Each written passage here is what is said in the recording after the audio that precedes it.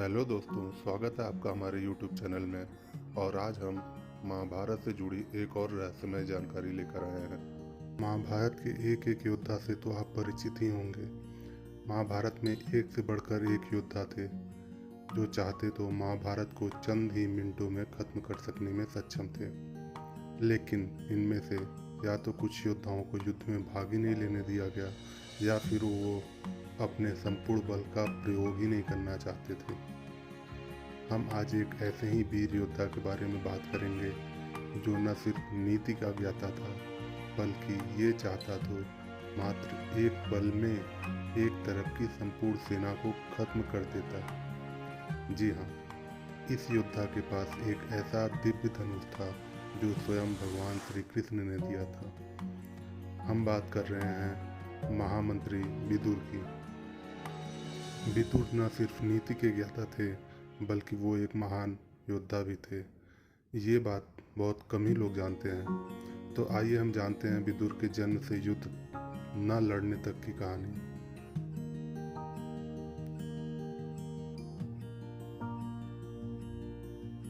ये कहानी शुरू होती है पिछले जन्म से।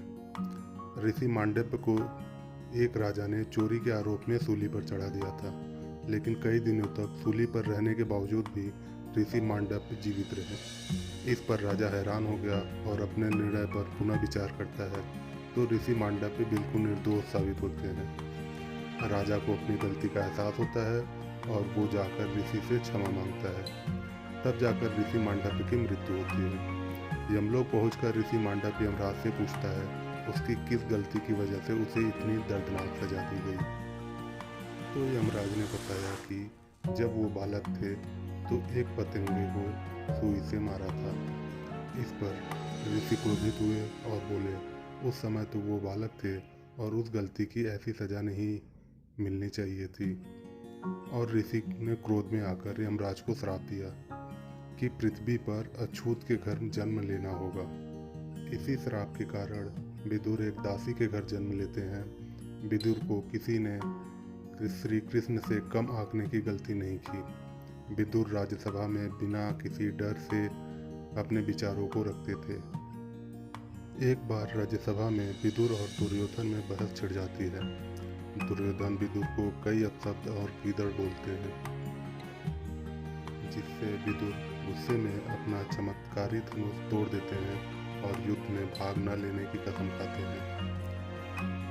महात्मा विदुर अंधे राजा धृतराष्ट्र को भी समझाते हैं दुर्योधन संपूर्ण कौरवों का विनाश करवा देगा। इसलिए हे महाराज, अच्छा यही होगा कि आप दुर्योधन का परित्याग कर दें। लेकिन धृतराष्ट्र पुत्र मोह से बाहर निकल ही नहीं पाए।